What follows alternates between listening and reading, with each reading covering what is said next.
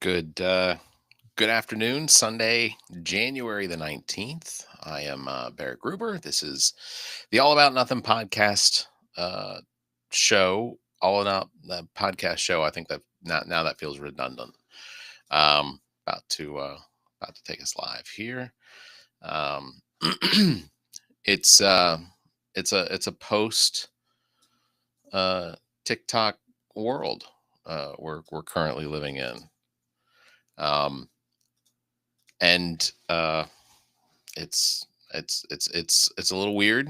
I have in fact pulled up TikTok a couple of times, TikTok a couple of times, just to see if maybe the ban got lifted in some sort of a time period. Um, I'm trying to take us live on trying to take us live on the all the all the pages that are out there. But so yeah, so it's a post TikTok world. If if you're seeing this, I think I think the idea of coming on for a little bit this afternoon, maybe a half hour or so, maybe an hour, I don't know, we'll see. Um, was mostly just to see if we got any interactions, if anybody was going to potentially be sliding past what we're doing and want to make comments. We will put them on the page here. Um,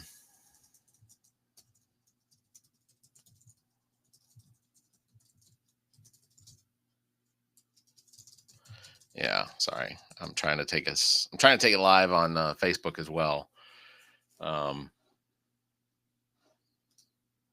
because I feel like it's one of those situations where if we hit all of the mediums, then we have a potential of hitting more people. Um, you can chat with us. You can throw a chat in the windows. Should be able to see that. Um, it's it's an interesting world we live in now. Like I've pulled up, like I said, I have pulled up TikTok several times today just to see if it would come up. And even right now, I don't have my phone in front of me, but I know what's going to come up is the message that says that TikTok ban is in effect and that they're appreciative of Donald Trump's efforts to work with TikTok and the internet service providers to make sure um, that everything is working correctly and that none of the and I kind of get it. There's the CEO for TikTok is trying to make sure that the internet service providers don't suffer any sort of fines or regulations or anything that could potentially harm them, or maybe there'd be a fee that would have a pretty dramatic impact on their livelihood. So totally understand that. I do not blame them in the least. Do not blame them in the least for that. So I don't know. I guess I want to hear from more people as far as the TikTok ban and how it is how it's affecting you. You know, because I know there are a lot of people out there that are pretty dependent on viewing the TikToks or posting content. I didn't post anything on any of my personal pages today. I did post to the All About Nothing here just a little bit ago, but didn't didn't didn't put anything on the on my personal YouTube or any of my social medias this morning, just because it felt kind of weird. There was an instance where it didn't. If I was going to post something, it didn't feel natural to not post it to TikTok. and and honestly, I also just haven't made anything today. It's been kind of it's just kind of a weird feeling to the day. I don't know how to describe it. Um, I have been sent a few posts from people that are claiming that the TikTok ban is um, a way to get TikTok under the Meta umbrella. That might be the potential out for Zuckerberg and TikTok for them to combine. Um, and it's entirely possible. It wouldn't surprise me if that was something that was potentially in the works. Um, it feels a little unnatural. If I'm being honest, it does feel a little odd. Um, but who knows? Maybe Zuck is going to try and come in, sweep in, and um, take over the TikTok situation, because TikTok is one of the biggest competitors to Facebook.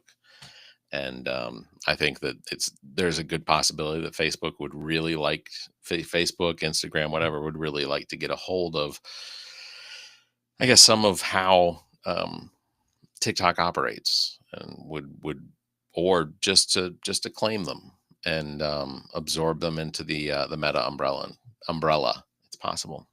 So we will see. The inauguration is tomorrow. It has been moved from outside the Capitol, on the steps of the Capitol, to the inside of the Capitol, and that, of course, is going to have a pretty serious effect. I know that while my suspicions are that there weren't going to be hundreds of thousands of people that were going to show up for the inauguration, I think that of the people that were planning on being there, I think they probably planned for it.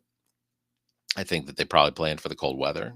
They're not uh, so it being pulled to be moved inside is there's a number of people that are upset that had already purchased plane tickets, that were planning on being there, and they posted to their social medias things about it, and their disappointment in how the whole thing was handled, because you know it won't be the coldest temperatures of any inauguration. I think somebody said that John F. Kennedy, when he was sworn in or his when he was sworn in, that it was like 14 degrees out, and he wasn't even wearing a jacket. He was just wearing a blazer, a suit, and a blazer. So you know, I imagine that there's got to be a post out here somewhere that says that Donald Trump ordered it to be inside, so that or because it's just too cold for people, and he's looking out for the safety of all of those that would be coming to watch him be inaugurated. Yeah. Um, Again, I think the likelihood is that people that were going to show up were ready for a Washington D.C. A January in Washington D.C. Just so I don't know who that was designed for them. I don't know who they were protecting. I'm not you know and sometimes the federal government does have to step up and potentially prevent people from doing dumb things like standing out in the cold when it's not necessary. So, but yeah, so a lot of people disappointed they're not going to be able to be there for the inauguration in person, and they've moved the. Some of them were saying that they had made the decision that they were going to get refunds on their plane tickets, and try and get refunds on their hotels, things like that.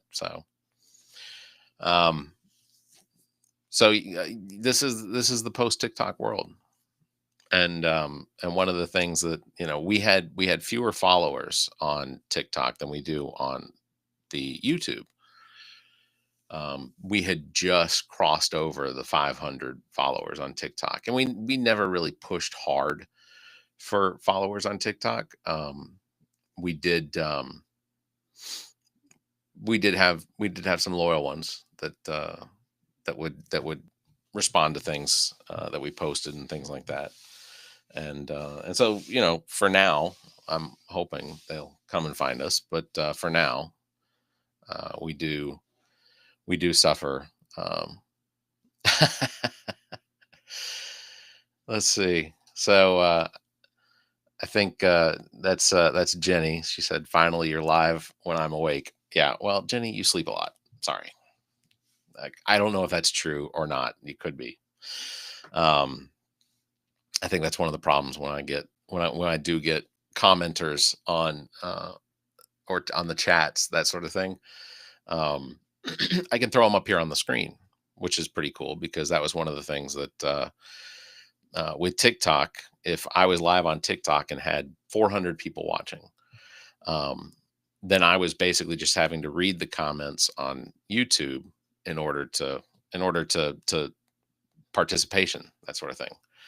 Um, so now being on uh, on here, I will be able to throw people's comments up on the screen just like that, which is a pretty cool function. I do like that. So that type of participation will make it. Uh, yeah. So Jenny says that I am correct. She does sleep, in fact, a lot. Um, I look. I don't blame you. I Today was this morning was not an easy one to get up to. Um, I without admitting too much, I inebriated myself, and for those of you that know me, know that I don't drink. Not really. Drinking Drinking's not fun to me. Um, but so one of the cool functions of this being able to do this on here is that the chat window, we can see chats, and we can throw chats up on the screen as we're seeing them. As well, it combines all of the chats for us. If you know, if stuff comes up, and whether you're watching on my Facebook or you're watching on the All About Nothing podcast YouTube or my YouTube, it's broadcasting to all of them. So it's pretty cool that we can do that.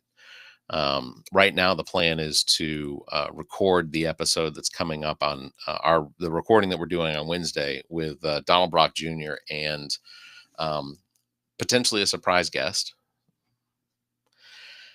I can't say a whole lot about it because we haven't gotten the confirmation on it, and but definitely am going to want to announce that once we do have confirmation on it. I will just say that. Um, I know that when Donald makes promises, he tries to come through with them. Or not promises. He didn't make a promise this time. He said, "Hey, maybe I could." I am gonna hope that he does. But it's a pretty big star. Uh, I'm pretty excited about the potential of having this person on the podcast because I know them, or I know them from their acting very well. So it's a really cool get if that happens. But we'll record that Wednesday, and when we do, we will probably broadcast that all out live so that we can get some interaction from people to ask questions about the Coastal Comic Con that's coming up March 1st and 2nd in Wilmington, North Carolina. It is going to be a good time. I look forward to going out there and doing that. Um, what else? There's a lot of um, there is the possibility that there's going to be a significant amount of snow here across the deep south, starting, I guess, Monday night into, and it'll start earlier than that in Texas and such. But there's a possibility that South Carolina, we're going to see some pretty significant snow if you live, you know, south of I-20 going towards the coast. Um, they're not entirely certain where the snow line is going to happen, but you know it's entirely possible. I know I don't know if Jenny's still watching, but Georgia is going to supposed to be getting a little bit of snow, but I think for the most part, it's all going to stay pretty decently to the south. Um, you know, and I'm hoping we see snow. I really am. Um, you know, I think it's been quite a while.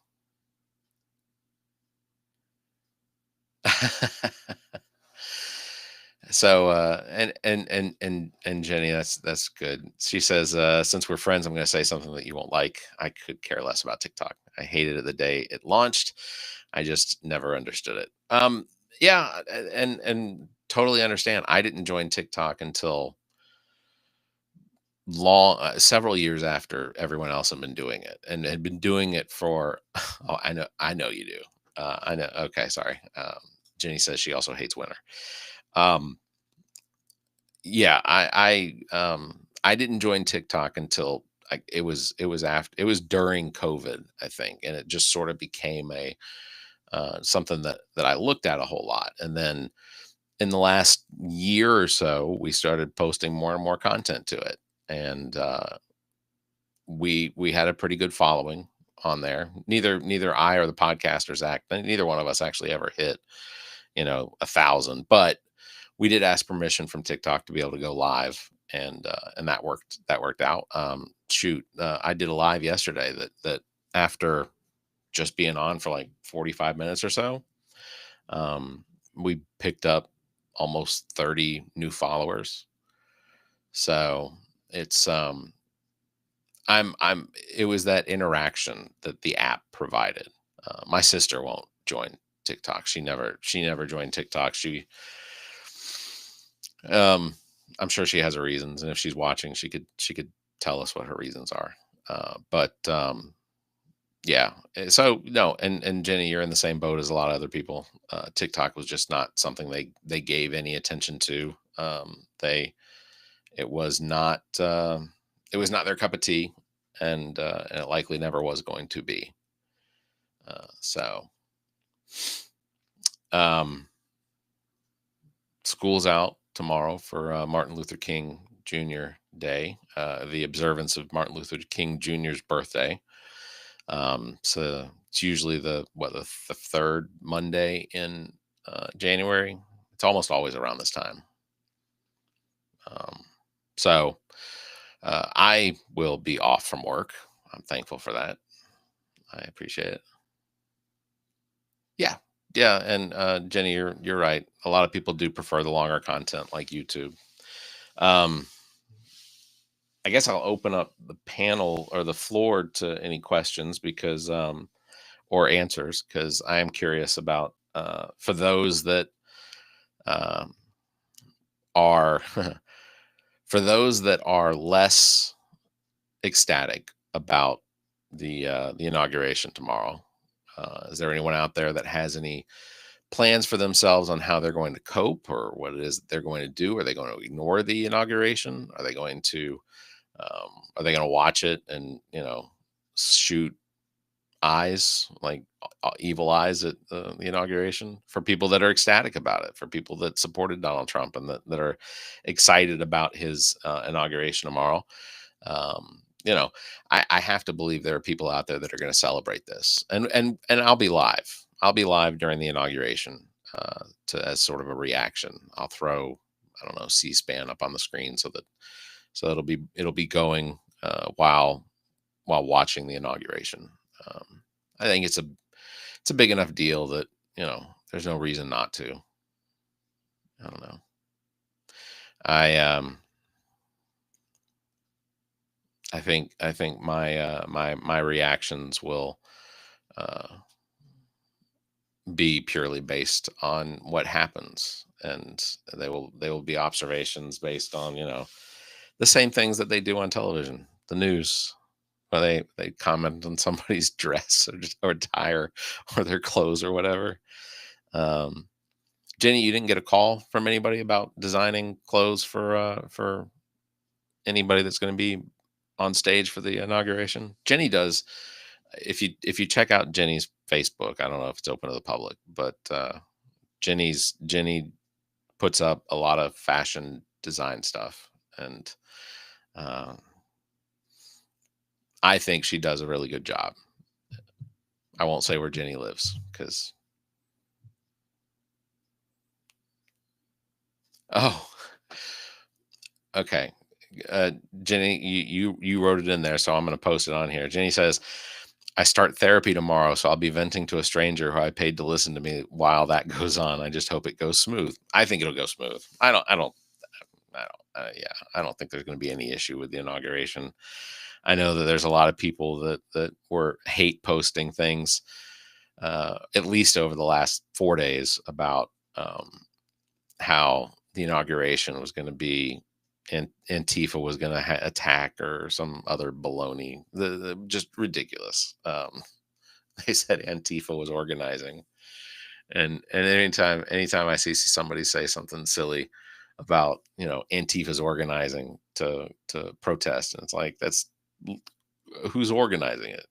To organize it, it's hard to organize something as a whole bunch of people that come from a whole bunch of different places.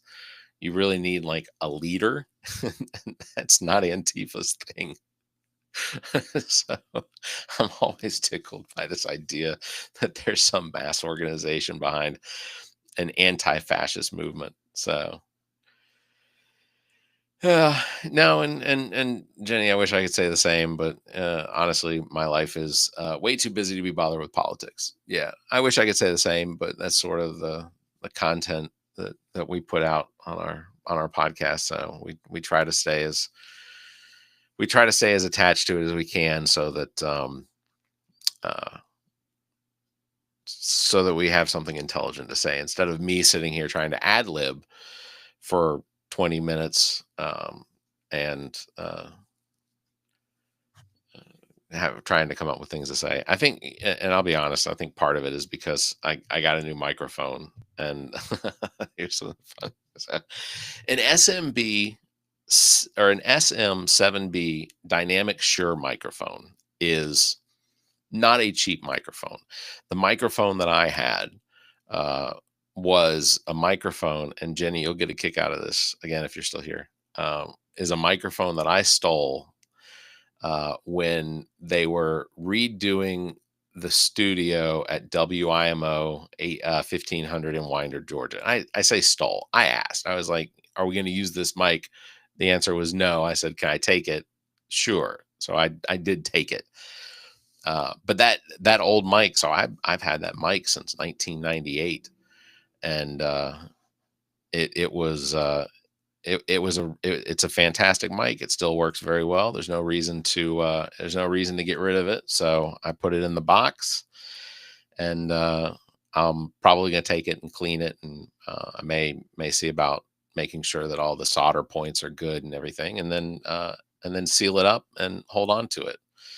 So this microphone, the SM7B Shure mic, is one that is not cheap. um, and I know that because I bought one of these and then two or three more lesser ones for when we were recording at the studio. So I invested in another studio to try and encourage and help get them up to business because I wanted to support them. But I wanted an SM7B, and it was thank you, Jenny, I appreciate it. It was they don't sell for cheap, and um but it came up on the TikTok shop. So came up for the TikTok shop for like a quarter the price, and I was like, you know what, the likelihood is it's not going to be a legit one. It's going to be an F an SM7B faux mic, that it wasn't going to be the actual, the mic that costs significantly more. so so I was like, you know what, I'll throw $70 at it. We'll see what happens. And I was stoked. I recognize that it isn't exactly the same as what you would buy off of Amazon or from a music equipment store. Um, I can tell in hearing it that it doesn't have quite as much low range as the mic that I was using. Um, but I've been very pleasantly surprised and pleased with what the audio that comes out of this one. So I am, and it frees up the space in front of me. So it does exactly what I need it to do, and I am glad for that. Very glad for that. Jenny, are you all preparing for any potential snowfall this week? I think um, I think the likelihood is here in South Carolina that from a line that basically what it's starting to look like is a line from I-20 through Columbia and then over to Florence and then south of that. So all points south of I-20 and then over to Myrtle Beach and then up the coast um, is likely going to get enough snowfall and potentially ice that Tuesday may be the last day of school for kids this week.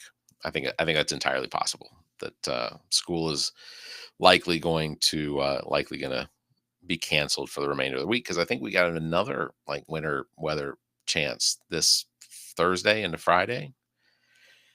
Um, it's going to be super cold here and across the southeast starting tomorrow. And I think one of the weather people that I watched pretty frequently was talking about how it'll be snowing in the 20s in South Carolina, and that is not and in southern parts of Georgia, things like that. That is not a normal thing because normally when it snows, it's because it's just barely cold enough aloft, and it's just cold enough at the surface um, that. Uh, that we will we would normally see snow around the 30 to 31, 34 degrees, anywhere from 34 to 31 degrees. And but that's normally how it is here in the southeast, is that we get to freezing, and so that snow wintry mix line sort of could fall anywhere. But that is that is going to be different this time. That it'll be snowing with temperatures in the mid to low 20s and in some places into the teens. Jenny says, I am mostly miserable. Been stressed about this since last week. I am moving to the equator. Um, I joke one of the places that I want to run away to is further up north because we're probably only 30, 40, 50 years away from the earth, from certain places being the only places that experience different seasons. And I think that Norway, Nova Scotia, Ireland, Iceland, these are the places that I think that I'd prefer to go, because I'll live long enough to see the impacts of climate change. Deny it all people'd like to, but it happens. We're having wildfires in California in January, and I was reminded though that wildfires in January for Southern California do happen sometimes in this time frame because of how the Santa Ana wind's set up, and they and so sometimes in January it does happen, but it's rare. It's super rare. Um, am excited about again having Donald Brock Jr. to record with this Sunday. I'm sorry for not this Monday's episode, but the following Monday. I think let me look at the calendar. Tomorrow we have an episode of Zach and I that's coming out. That was recorded Wednesday, so it's really good. We will record Wednesday for episode number 240. And again, that is going to be with Donald Brock Jr. from the Coastal Comic Con. Coastal Comic Con again coming up March 1st and 2nd in Wilmington, North Carolina at the Wilmington Convention Center. I will be there. Hopefully Zach will be able to come. And it's going to be a good time. I guess I'll start wrapping this up because my mouth is getting pretty dry and I need something to drink, and there isn't anything around. So Coastal Comic Con, March 1st, 2nd, Wilmington Convention Center in Wilmington, North Carolina. The podcast will be there. They've already announced several stars. They have Matthew Watterson. There is Matthew Wood. I should pull up. I should pull up the website. It's very easy to go to. Coastal theallaboutnothingpodcast.com. And they have a list of the featured guests, television and film voice actors.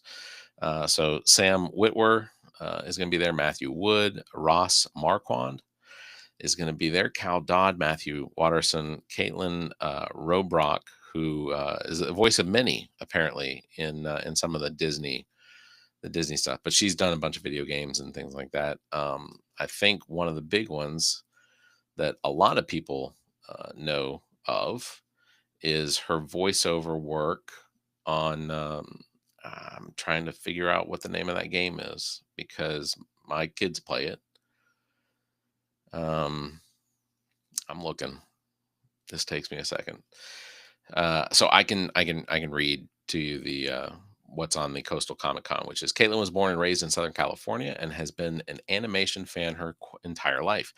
She began her voiceover career through unique contests at the San Diego Comic Con for the opportunity to perform a voice in the DVD release of the Drawn Together movie, The Movie, voicing characters for the film led to her breakout role as Tommy in Adult Swim's Mr. Pickles and Mama Named Me Sheriff. So these must be series on um, Adult Swim.